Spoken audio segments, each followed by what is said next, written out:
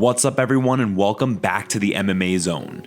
Chael Sonnen weighs in on Francis Ngannou's beef with the UFC. After Francis Ngannou defeated Ciryl Gane to unify the heavyweight championship, fight fans wondered if the Predator would return to the octagon again. With a potential boxing match with Tyson Fury in the works and ongoing contract disputes with the UFC brass lingering, all signs pointed to Ngannou either facing a lengthy layoff or parting ways with the UFC. After the bout, Ngannou underwent knee surgery and smoothed things over with the UFC. With the focus now shifting towards when the heavyweight champion would return to the octagon, fans have begun to play matchmaker and speculate as to who he would defend the title against when he returned. Despite that, it doesn't sound as though Ngannou's initial problems with his contract have been resolved. As former middleweight title challenger Chael Sonnen sees it, Ngannou needs to realize that the UFC doesn't need him. He spoke during a recent episode of his podcast saying, "Now it's very tough to realize they don't need me. The fans are not taking to the streets with the pitchforks and the lanterns that I thought they were going to.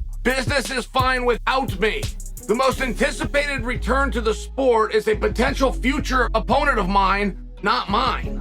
These things are hard." With Ngannou seemingly content to wait and return to the octagon when he's ready, only time will tell whether or not the problems between Ngannou and the UFC surface once again. With that being said, however, according to Extreme Couture head coach Eric Nixick, the champ will be ready to go in 2023.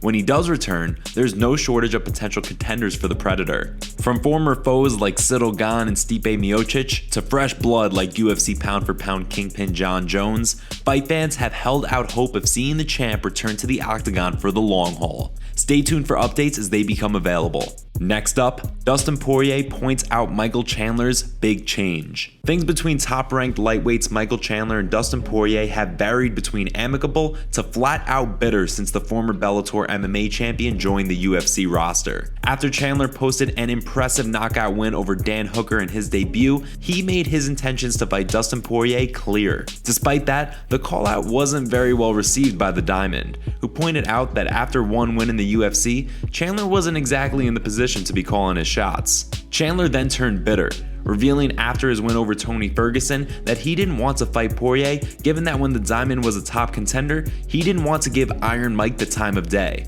Fortunately for fight fans, however, the UFC booked the pair to fight in a highly anticipated Madison Square Garden showdown.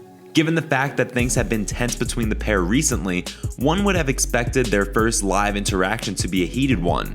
As Poirier tells it, that wasn't the case. He spoke during a virtual appearance alongside Chandler on UFC Hall of Famer Daniel Cormier's podcast, saying, "It is not who he was a few interviews ago with Ariel Helwani, or it's not who he was when the mic's in front of him in the octagon. You know, he was a different guy whenever we sat next to each other in Abu Dhabi and spoke. You know, it's just that's what it is. I don't know the guy personally. He might be a great guy." While things may be amicable between the pair right now, as the fight approaches and promoting for the bout ramps up, things are likely to become more heated. When the two square off in New York, who do you think leaves with the win and lightweight #1 contender status? Give us your predictions in the comments down below, and before we continue, make sure you give that like button some love and be sure to subscribe to the MMA Zone for all of the latest news. Daniel Cormier fires back at Nate Diaz over recent criticism. Both UFC Hall of Famer Daniel Cormier and Stockton superstar Nate Diaz are known for speaking their minds. After Diaz's scheduled UFC 279 headlining bout with Khamzat Chimaev fell apart, Daniel Cormier explained that he believed the cancellation was somewhat of a divine intervention. The UFC Hall of Famer went on to say that Diaz would have without a doubt lost to Chimaev had the pair met in the octagon. The comments didn't sit too well with Diaz, who took to Twitter to call out the former champ with an image of Cormier crying accompanied by an expletive-riddled caption. Naturally, DC wasn't too pleased with Diaz's insults and fired back with a tweet of his own, telling Diaz to relax. In the wake of Diaz completing the final bout of his UFC contract, the former Ultimate Fighter winner is now faced with the tough decision of what his next move should be. While fans initially speculated that Diaz would sign to box Jake Paul, despite Dana White revealing that Diaz vowed not to, talks then shifted to a potential WWE move. With that being said, Mike Perry recently also threw his name in the hat for Diaz's next opponent, calling for a bare-knuckle bout against the self-proclaimed OG. Fortunately, given that his last fight was an impressive win, he will likely be hitting free agency with his stock at an all-time high. With the ball now in Cormier's court, it seems to be only a matter of time before the Hall of Famer fires back. Stay tuned for updates as they become available. Khamzat Chimaev middleweight bound? Khamzat Chimaev appears to be officially middleweight bound. After missing weight by a whopping 8.5 pounds for his UFC 279 headlining affair, UFC President Dana White and Chimaev's coach both agree that the streaking prospect's next fight will likely be at 185 pounds. While there had been no word as to when he would be returning to the octagon following his lopsided win over Kevin Holland, Chimaev himself has now broken his silence on the matter. In a recent tweet, the 3-time Swedish national wrestling champion simply posted a photo of himself with the caption 185. Given the tweet, fuel has now been added to the fire regarding a potential bout between Chimaev and top-ranked middleweight Paulo Costa. During the UFC 279 fight week, Chimaev and Costa were both involved in a verbal altercation at the UFC Performance Institute. Given that, a potential matchup between the pair seemed inevitable before Chimaev quickly shot down the talks. Since then, Costa has continued to seek out a scrap with the streaking contender. For Costa, the bout between the two would be the final one on his UFC contract. After defeating Luke Rockhold via decision earlier this year, Costa was forced to undergo surgery to repair a broken hand. With no timetable for when he's ready to return to the octagon, only time will tell whether or not the promotion opts to book the pair to meet next year. When Chimaev does return to the octagon at middleweight, he will do so in the midst of an incredible win streak that has seen him go undefeated over the course of his professional career. With he and his team set on winning titles in 2 divisions, he will likely look to return sooner rather than later in an attempt to improve his stock and standing with the MMA community. With many, including Ariel Helwani, of the mindset that a Chimaev vs Costa fight is the move to make, we now turn to you. Is the fight one that you want to see? Give us your thoughts in the comment section down below.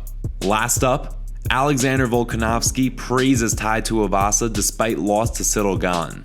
In the main event of UFC Fight Night Paris, top-ranked heavyweights Tuivasa and Ciryl Gane collided in a pivotal heavyweight showdown to determine the #1 contender. The bout was an incredibly back-and-forth one, with Tuivasa finding success early as he connected with a big right that dropped Gane before the interim champ then found his rhythm.